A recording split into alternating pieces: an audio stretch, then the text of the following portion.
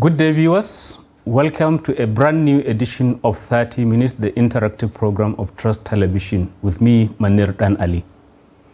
Our guest is a player in the financial industry. He has been in the banking industry and is currently the Managing Director, Chief Executive of Premium Pensions Limited. I'm talking of Malam Umar Mairami. Welcome to the program. Thank you very much, Alhaji Ali, and good day, audience. Thank you for coming, and I hope you can help us unpack one very, shall I say, critical area, especially for people who've been working for years and who are looking forward to the end of their working career. I'm talking of pensions, which is the area where you specialize. Yes. And, you know, up to now, there's still a lot of misunderstanding about how it works. There is the pension commission that regulates the whole industry. Yes. Then there are the actual players who take people's contributions and administer them, Yes, and eventually begin to give it out to people like me who have retired, okay, and who are taking whatever contribution they have made. Okay. How does it work, especially for the people who are still unsure that maybe it's not a good deal, it's not as what obtained in the past, okay, where maybe they get even bigger amount than what you give to people now? Okay. First of all, Manira, I would wish that we had 30 hours, not 30 minutes on this program. But that tells me that I probably need to unpack a lot in these 30 minutes. This scheme was birthed actually from the privatization efforts of the government of President Obasanjo. On one hand, the government was told that they would make a lot of money from privatizing some enterprises. On the other hand, they were faced with liabilities of workers, particularly pension liabilities. So it brought about the need to have a review of the contributory of the scheme, the pension scheme, and it gave birth to the contributory pension scheme. Because until that time, it's the government and other employers that bears the whole burden. The liabilities were largely on government and a few employers. Those employers were largely the big corporates, the conglomerates. But this scheme gave the opportunity for everybody in the private sector to be able to save for their retirement. This scheme gave the opportunity for the federal government to relieve itself of the pressures of pension liabilities. Like everything, it will come with a mixed bag. But we're just halfway through the journey. This scheme started about 18 years ago, and normal work life for people is between 30 to 35 years. So it's yet to mature for us to see the full benefit of it. Which is probably why a lot of people who are used to the old system are complaining that maybe they are being ripped off because what they are getting now is small. The pensions they're getting now is lower than what they probably will get. But don't forget, under the old scheme, the payments were extremely intermittent. Sometimes people get paid and they don't see another payment for pension until 3 months or 6 months after. There were so many administrative issues about verification and so on and so forth. Details where we see our elder citizens under the bridge in the rain and things like that are almost cured under the contributory pension scheme. Now, because we've not had those people who have worked for 30 years and have saved enough, the payouts today are not as substantial as what is under the old scheme. So the way it works is that you get what you have put in. Yes. And is it my understanding, am I right in the understanding that the employer, whether government or private sector, contributes a certain percentage, and the employee himself or herself contributes a certain percentage? And this is what accrues, whatever it is at the end, is what you are administering and also giving people. That is why it is called the contributory pension scheme. It's different from the defined benefit scheme where what you will get at retirement has already been determined. And just imagine those liabilities. At that point in time, I think when the government took an assessment, the liabilities that were unfunded were in excess of 2 trillion naira.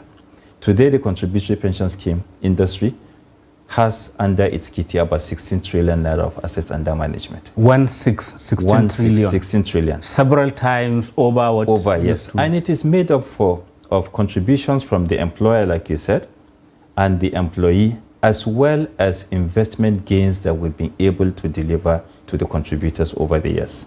In addition, it has created a whole new industry, like your company, the people you employ, and all of that. Beyond that, the initial contributors to this scheme today, in some cases, have received returns well over 600% of what they have contributed. So you would find that within that 16 trillion naira, arguably, maybe, something in the region of about 8 trillion naira, 7 to 8 trillion naira is what has been contributed. The extra amount is the investment gains arising from the hard work of the pension fund administrators. This takes me back to your introduction. We have the National Pension Commission. They are the regulatory body.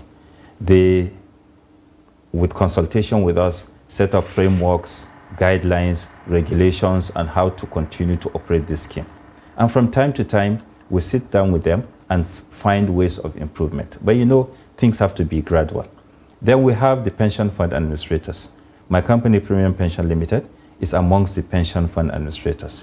Today in the country, we have about 19 pension fund administrators. Then we have the pension fund custodians. Who are they? They keep the money? They keep the money. Custodians. They keep the money. That's their job. And what do they do with it? Custody with the money. They don't do anything. They just ensure custody. They act on our instructions, provided our instructions are within the laid down rules and procedures by the Pension Commission. We have a fourth category of players that hardly are spoken about. They are the closed pension fund administrators. You have companies like Shell, you have companies like the established breweries who had pension schemes even before this scheme. So they already have promises made to their retired employees, so they've decided to hold them as closed pension fund administrators. You won't have outsiders registering with them. And beyond that, when the 2014 Act was put in place, even their new employees will have to now open account with the general pension fund administrators like us.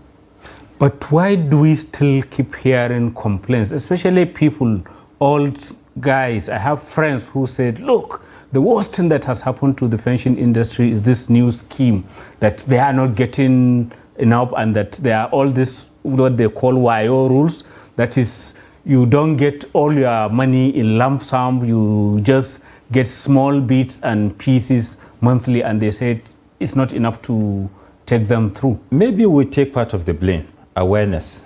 Probably we should invest more in awareness, but I will also tell you about human nature. I don't know of you, Alhaji Maner. For me, it has been very difficult to save, to willingly save. It has been very difficult because at the slightest pressure, I fall back onto that savings. 2-3 months down the line, I ask myself, was it worth it collapsing that savings? And believe you me, 80% of the time, the answer is it wasn't worth it. I should have stuck my guns and continued to save.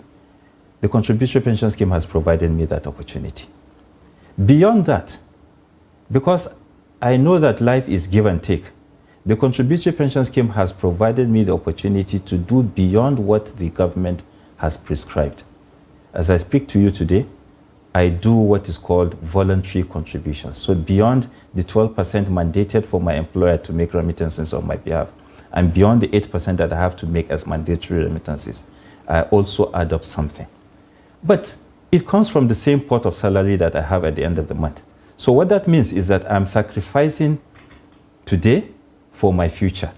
Why have I taken that decision to do that? It's because I think the pains of life will be easier absorbed at my prime age rather than when I really get old and have nothing to fall back on. But some will say you are privileged. You are the MD of a company earning big salary allowances. You could afford to do that. What about the school teacher down there or the person working in the health sector? First, it's about understanding. Yes. And like I admitted, we probably should have done more to create more awareness. And I believe we are also working as an industry collectively to rekindle the issue of awareness. 2, yes, you can talk about capacity to save. We all have different capacities to save. But I will tell you, there are probably people who are in better positions than me today that are not also saving. So it comes down also to the individual decision to do it. And the discipline. Yes, and there are people who are lower than me and are probably doing more. I once had a TV interview, and I said to the makeup artist, can you afford to set aside 500 naira on a daily basis? And she said yes. So I said 500 naira on a daily basis for 20 working days in a month amounts to 10,000 naira savings a month. For a whole year, 120,000. Are you aware, Alhaji Manil, that with the power of investment of just 10% returns in a year, instead of you to have 2.4 million naira of that savings, in 20 years, you would have 7.2 million naira. And that same lady who is saving 10,000 naira a month can draw on pensions of 60,000 naira a month. What about inflation? Because inflation could have eaten the value of that higher amount. I agree, but inflation is not at all times that inflations are at double-digit figures. We have had years where inflations were at single-digit figures, and the returns that we were providing were in double digits. So in those boom years, I would say, we were providing cushions for difficult years like now. We do not, the economies for the world are in circles. And you will find out that the difficult times now will change very soon, and we'll begin to have lower inflation and returns at a higher level. But still back to the issue which most people touch on. Yes. Why is the amount given monthly so low? Because what I've heard people say is, instead of saving for me for later, when I retire, give me maybe all this money I have saved so that I can figure out what to invest in it. Recently, in responding to this, I will talk about recent news items I read on the making the rounds on social media about the gentleman who says he has 6.7 million naira in his retirement savings account, but gets pension of about 30,000 naira a month. When I read through that write-up, the gentleman did not admit that he was given lump sum, which actually is like a gratuity. And that lump sum comes from the bucket of 6.7 million naira, so it would have dropped the balance. So at the initial stage, you get a lump sum. You get a lump sum. And who determines what that lump sum is? And the lump sum is a minimum of 25% and a maximum of 50%. But you can decide to take zero lump sum. You can, so that your monthly pension can be of a higher amount. If you take a 50% lump sum, your monthly pension will be lower than when you have taken, if you had taken a 25% lump sum. It's the same bucket. It's like how you have money in your bank account. If you have 1 million naira in your account, you can withdraw 1 million naira in account. If you want to withdraw more than 1 million naira in your account, you would have to see the bank manager. Am I right? Yep. Because it's not your money anymore. You're borrowing from somebody else's money. What about when inflation happens, assuming somebody is now getting 50,000 maybe last year, which you could buy a bag of rice, yes, some sugar, some oil, and yes, still have some spare change. Yes. Now he can hardly buy a bag of rice, yes, and with no change. Yes. What happens to those to address people? this, we have an inbuilt mechanism where after a reasonable period of time, that excess gain over what we call the internal rate of return in the template for determining how much you get. Sorry, that rate is 8%. I should have declared that to you. That excess return is now used together with certain parameters to determine and recompute and give you another pension amount. So we've had people who have had 3 enhancements since this scheme started. And it's actually from listening to our customers who are saying, I shouldn't be collecting the same amount until I die. And my pension, in fact, the argument was that my balance is not dropping. So why should we be given the same amount? So we thought that from what I may describe as a hidden reserve, that we can give something out to those customers, but we also have to compute it in such a manner that the retiree is not likely to run out of money. Very good point to go on a break now, and when we return, we will resume the conversation where we stopped. Viewers, it is 30 minutes, the interactive program of Trust Television, and our guest today is Alhaji Umar Mairami, the Managing Director of Premium Pensions Limited.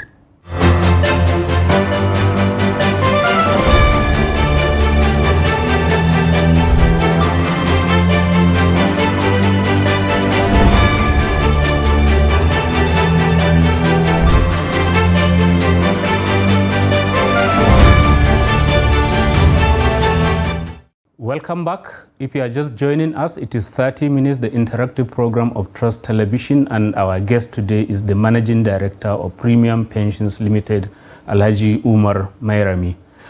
Before we went on break, you are talking about the flexibility of payments to people, especially when there is inflation and all of that. Yes. But is it in the law that maybe someone cannot get all the money he has saved at once if he so wishes? Yes, so first of all, the answer is that it's in the law. Two, I think if you check all the dictionaries in the world and you Google, because that's where we go quickly nowadays, you will find that pension is actually a savings for retirement, a savings for when you are no more employed. So if you are giving all at once, just the same way that we have very little capacity and very little discipline to save on our own, we are likely to spend the money all at once. And you become a liability to the system, probably. Yes, first of all, if you have children, it's with them, and then maybe the larger society, and things like that. Now, the beauty is that I've told you about regulation. Beyond the law, there is regulation. And the regulation for our investment guidelines ensures that we do not overly expose our investments to one class of asset, such that if there's a disaster in that class of asset, people lose everything. Actually, that is where I was coming to, that all those 16 trillions that you have, yes, do you just keep them in the banks, or do you invest? And then what sort of investments, and how can you ensure that you don't wake up and it's all gone up in smoke? Okay, so most of the investments today are in federal government securities. And because that is, federal government securities have national rating. No matter how good an economy is, if the federal government goes bust, believe me, everything in the economy is just a matter of time, it will go bust. So first of all, about maybe slightly below 70% is in federal government securities. Then we have investments in the equities market. We have that is in the stock market. In the stock market, Nigerian stock exchange. Which means you made a lot of gains. In the last, I saw a report saying in the last 6 months, it's gained 7 trillion or so. We've been smiling for some time, and hopefully we'll continue to smile as we continue to see some reforms in the economy that will continue to keep businesses. And will the pensioners see it in their pay packet? They definitely see it in their retirement savings account, and when it is time for that review, they will feel its impact. Yes. Okay, let's go back to the issue of where you we also put have all the money. We also have investments in, say, private equities. So there are some people who are fund managers. They are licensed, they are rated by agencies that have the authority to do that, and they approach us and they say, look, they have such products and things like that, and we review it. If it meets our risk return appetites, we invest in them, and things like that. We also have the money market investments, like you said. Short-term investments like treasury bills are also there. Real estate investment trust schemes. So things that are transparent and can be valued, particularly on a daily basis, are those things that we invest in. And you are saying there is very little risk of this investment disappearing. I mean, we've had cases even abroad. You remember the Maxwell case, people pinching the pension funds. Testimony in this is in our 18 years of operations. Have you heard any pension fund administrator go bust? Well, but we've seen some things that look like there's some problem somewhere. Okay, let me give you comfort. Even where a pension fund administrator, for some other reasons,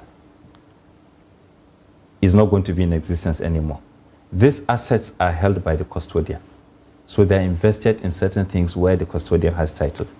All the regulator will do is to probably call for a transparent bidding system or use their best of judgment and say transfer these assets to another PFA to manage. But not a single kobo will be lost. Yes, in our investment activities, nothing is certain in life. We can make an investment decision today to invest in a certain stock on the Nigerian Stock Exchange, and tomorrow it diminishes in value. But hopefully, because of the rigorous assessments we do, in 2-3 days' time, it will gain value. You just mentioned it. The stock market has gained 7 trillion naira and things like that.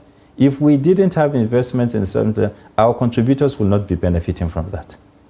What about you mentioned the wealth managers, the fund managers, yes. Yes. Do they invest this money abroad, or is it restricted by the law that all the investments you must do have to be within the country? No, so whatever happens is that significant amount of investment must be in Nigeria, and things like that. So for this kind of managers, for instance, what they may have, say, a partnership where a road has been concessioned by government, and it's going to be, probably either tolled, or government will over time pay for the money. So there are certain agreements where we can't invest indirectly. So we invest through those vehicles. But they come, they make those rigorous presentations to us. They get approvals of the Securities and Exchange Commission. They tick out all the conditions that we have to be met before we can invest in such kind of funds, before we invest. And like I said, we all have different risk-reward appetites, and they must satisfy our internal risk-reward appetites.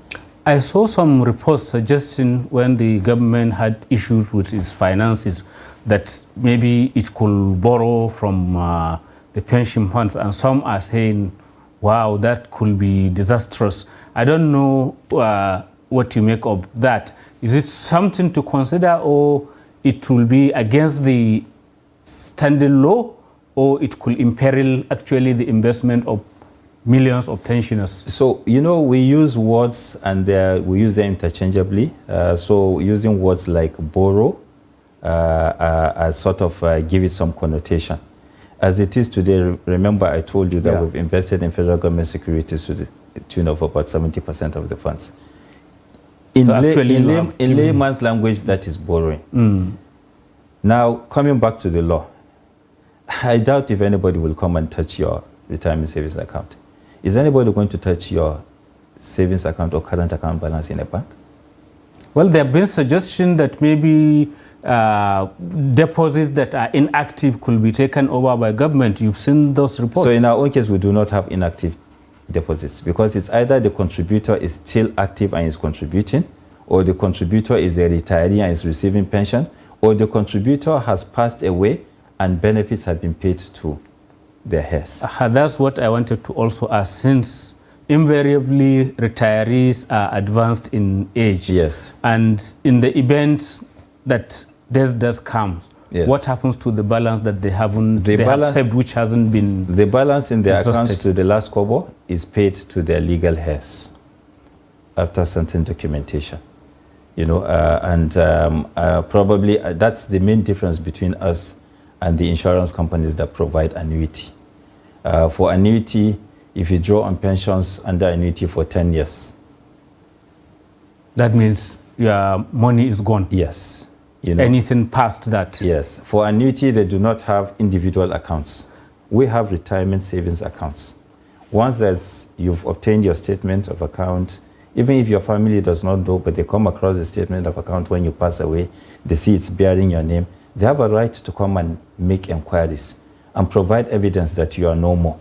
Then they will be provided with a list of documentation to be able to access whatever is in your account. On the converse side, what happens to those with long life? Maybe they reach 120 and then maybe their actual contribution was exhausted at 80. What happens to them? I'm glad you've asked this question, because this is also some information that we keep on hearing. People saying that the pension industry has determined at which age people will die and things like that. One, remember I told you that for most years, the returns we provide is more than the internal rate of return. And therefore, people are withdrawing pensions, but their balances are not dropping. So hardly will people run out of balance. But in the event you do run out of balance, we have what is called the Pension Protection Fund. That fund is contributed to by the federal government, the National Pension Commission, and the pension operators. So as PFAs and as PFCs, the custodians, we all make contributions by way of a levy to that fund. As it is today in my company, we have about 60 people whose balances have been exhausted, but we continue to pay them their pensions. Is it a fixed amount you continue to pay them, or how does it work? Well, it's a fixed amount for now, but it's an it evolving. Will be indexed on inflation as well. It is an evolving thing. So obviously there will be some reviews from time to time to see how well it will suit the times of the moments of the time.